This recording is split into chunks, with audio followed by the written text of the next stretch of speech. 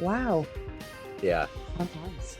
Yeah, absolutely. So I would love to begin our conversation before we get into your life as a very successful personal branding coach. We're coming up on the Mm. 4-year anniversary of this pandemic that we've all lived through. And I'm curious, how did you survive that time period if you go back to 2020, and how did it change you? Oh, wow. I mean, the biggest change was I actually started my business at the start of 2020. So, definitely, but oh my God, my life is completely different to then. I remember I was living in a one bedroom apartment. And Melbourne had one of the strictest lockdowns in the world, I think.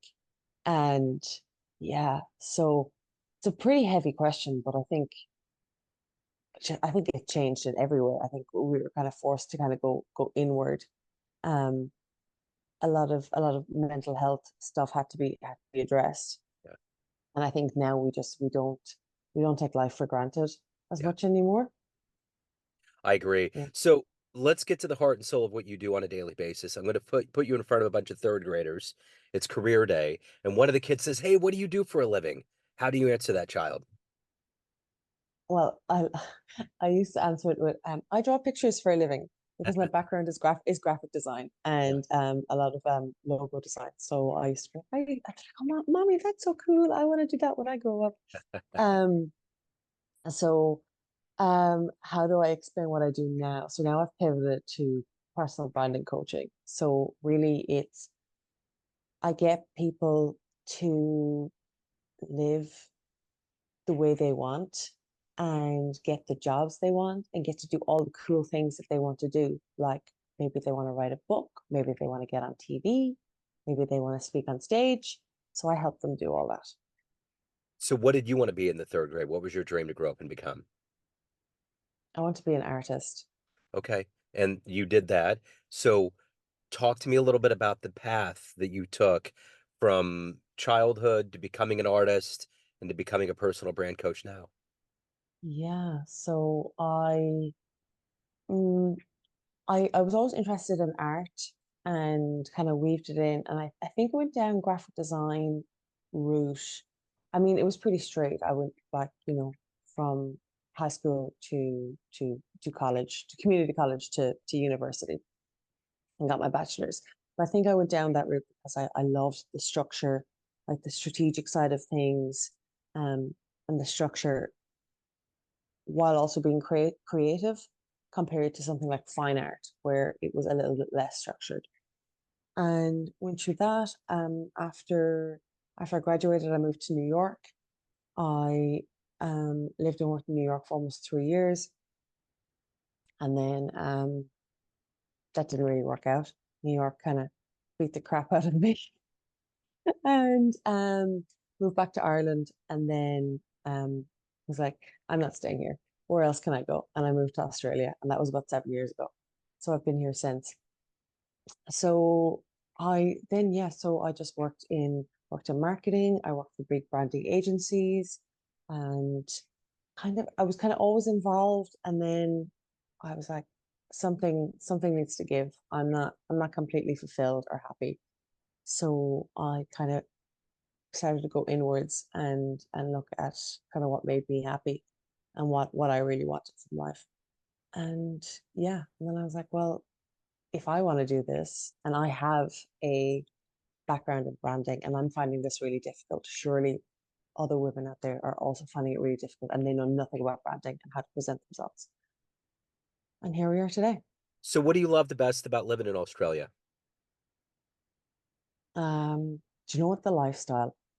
Yeah. It's so chill. It's really nice. So I live in Melbourne. What I love about Melbourne is it's got like that multicultural aspect that you would get in New York without like the rat race. It's a really nice blend of, like being able to experience all these amazing different people and experiences, but then still the Australians seem to have worked out the life work balance Yeah. quite well, which I love. Yeah. I mean, the weather also helps. Yeah, it certainly. Yeah. So let me ask you this. Who's been a hero? Who's been an inspiration for you on your career path? Oh, that's a really tough question. Mm, um, do you know what? This is probably not the right way to answer this question, but I think it was almost like an anti-hero in that, not like a villain, but I I've seen my parents and different people in my life work and trudge along and do things the hard way. And I was like, no, it has like you have to be able like work is such a large part of our life that you have to be able to enjoy it. Like, I mean, not love it every single day. I mean, still work, but like you can't spend 80% of your life absolutely just going through the motions and just like waiting till 5 o'clock to log out. Yeah. So not a hero in a traditional sense, but in a way that I'm like how I don't want to do things. Yeah. Yep. I get that. So Mm. as an artist, as somebody that loves art, what's your favorite art exhibit in the world? Oh, Or museum or artist? yeah, I love the Guggenheim. Hmm. Um, and do you know I don't like his MoMA, which is surprising, but I think that's more because it's so busy. You Yeah. can't really, you're kind of like rushed and like people are banging into you with their backpacks and stuff. So that kind of ruined the experience. Um, so yeah, and then I like in terms of like artists, I'm really drawn to like typographers, like Jessica Heath. She does amazing typography work. I think she's amazing. And then in terms of designers, another Jessica Walsh, she has a design agency in New York, and she has always been quite inspirational.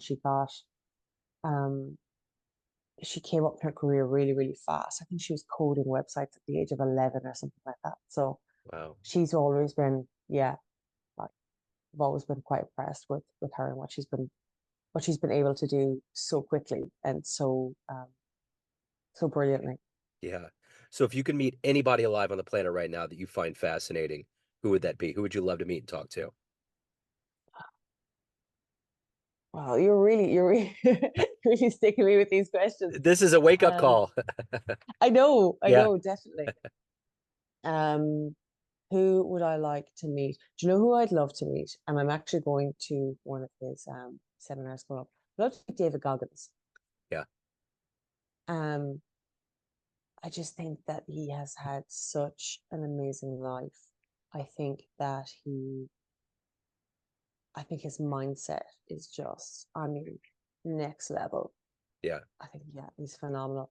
And then I suppose actually the only other person, well, not the only other person, but the other person that comes to mind is Mel Robbins. I Yeah. think she's really cool as well.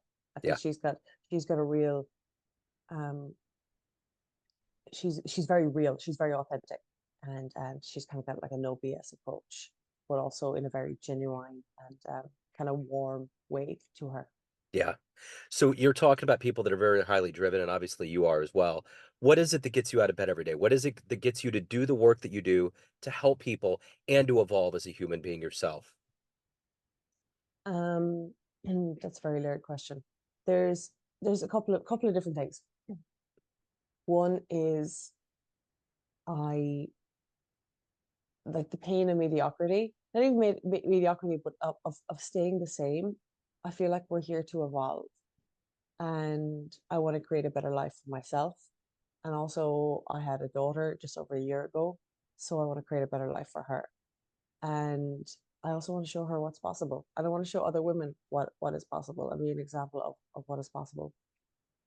So those are my two main factors. It's let's just see what we can do. Just Yeah. kind of look at life as a game, and it takes the pressure off, and just be like, let's see what we can do. Like the worst that can happen is that nothing happens, Yeah. and then we go, okay, cool, and then Yeah.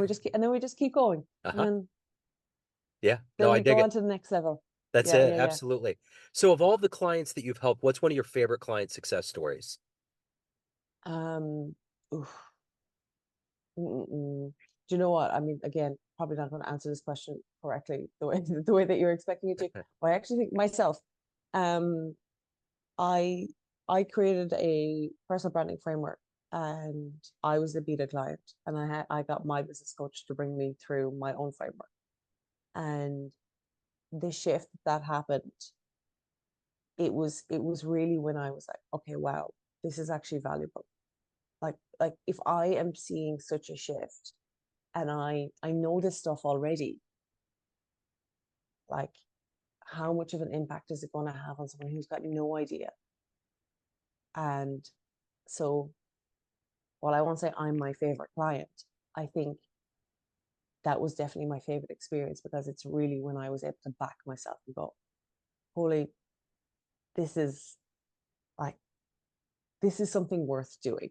Yeah. This is what's worth getting up out of bed in the morning. It's not just this fluffy, like make stuff pretty and all. Like it's it's actually genuine, genuine hard work that's actually going to move people forward and towards their dreams. And everybody's dreams are different, but also at the same time, through like my market research, I realized how similar we all are. Very few, if any, people wanted the big fancy yacht and the big mansion and the Ferraris.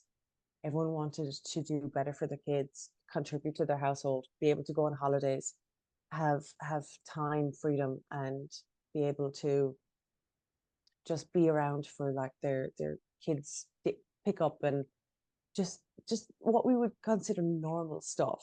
Yeah. And I just found that absolutely amazing. I was like, wow, okay. And there's definitely an opportunity to do better here. Yeah. So let's say you have a dream tonight. You run into the 18-year-old version of you, and you could give that young version of you a piece of advice based on the life you've led, the wisdom you've gained. What advice would you impart on that young version of you?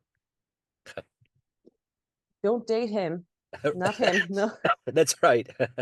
And not him either. Not Right. him either. Uh-huh. Um, I I would definitely say that your who you surround yourself with impacts your life. Yeah. Um, you know, I think there was definitely a time where I kind of went off the path, and definitely like my circle influenced my behaviors and kind of took me off my path. It kind of distracted me from what I really should be doing, and got me into like Yeah. a bit of trouble and all that kind of stuff. Yeah, yeah. So let me ask you this. Let's say we get off this call, time machine pulls up in front of your house, and you can go anywhere in the history of time and see one event with your own eyes. Where are you going? Oh my God. Or even a period in time. You know, um, there's two, and they're intertwined. Um, I would actually either go back to the day of my own birth Very just good. to see, Yeah. um, or else I would go back to the day my mom died and spend some more time with her. Wow. Either or. That's Mm, deep. Yeah, I love those answers because, there's so many ways to go with it, but yeah, yeah. that's pretty cool. So, of all of the things that you've done and overcome and evolved into in your life, what are you the proudest of? No, my daughter, 100%. 100%. Yeah. Um, she's amazing, and she's full on toddler now with attitude. But yeah, I mean, raising her alone in a foreign country with no family, and deciding to set up my own business as well is just, you know, um, I could sit here and play victim and be like, it's so hard, but it's not, because it's the life I choose. Yeah. And that I'm extremely proud of. So everyone has a perception of you. Everyone has this light they see you in, family, friends, clients, but you run the show. What's your Mm. perception of you? Who do you think you are? I think I am a genuine, warm, caring person. I'm also a hot mess. I don't have my stuff together. I and I also want to be like, that's okay. There's a load of laundry in my washing machine that I still haven't got to. There's dishes in the sink, you know. Um, there's you just choose your battles. Yeah. And I I'm also just quite energetic and kind of just say it how it is.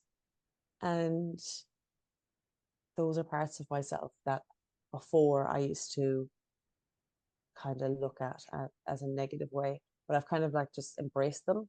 And I think a lot of kind of what I do now is a lot of what's stopping people from showing up and showing up authentically and building these brands is that they don't actually like who they are, even though many people won't admit that.